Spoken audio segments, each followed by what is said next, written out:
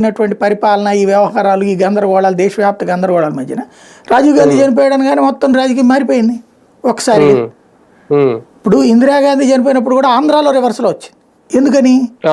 ఆంధ్రాలో వచ్చేటప్పటికి ఇక్కడ తీరు మారున్నది. అక్కడ అంటే ఎన్టీ రామారావుకి అన్యాయం జరిగింది అన్నట్టు, అంటే ఒక ఎమోషన్.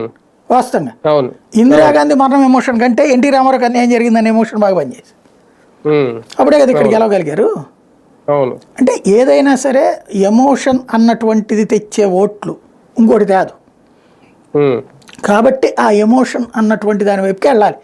నీకు నిన్నటిదాకా డబ్బులు వచ్చినాయి కదా ఇప్పుడు వచ్చిందా రాలేదా, నిన్నటిదాకా బియ్యం వచ్చింది కదా ఇప్పుడు వచ్చిందా రాలేదా, నిన్నటిదాకా జరిగినటువంటి వాళ్ళు వచ్చినాయా రాలేదా, ఇవన్నీ డీటెయిల్డ్గా ఖాళీగా కూర్చుంటే చర్చ వస్తుంది. జగన్ చేసిన తప్పేంటి? సంక్షేమ పథకాలన్నీ ఇచ్చేసాను చాలు, మిగతాది అభివృద్ధికి సంబంధించి చేస్తున్నాం, పోర్ట్లు కడుతున్నాం, అవి కడుతున్నాం అయిపోతుంది. కాబట్టి ఫ్యూచర్కి ఇంకేంట్లో ప్రాబ్లం అనుకున్నాడు.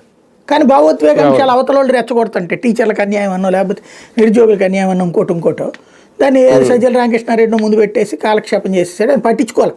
ఎన్నెవడు పట్టించుకుంటాడు? 2.5 కోట్ల జనాలకు మనం డబ్బులు ఇస్తే అనుకున్నాడు. కానీ ఎమోషన్ డామినేట్ చేసిందిగా, అతను మిస్ అయింది ఎమోషన్ సంగతి కదా. తనే పెద్ద ఎమోషన్ అనుకున్నాడు, తనకే ఎమోషన్ మిగులుతుంది అనుకోలేదు అతను.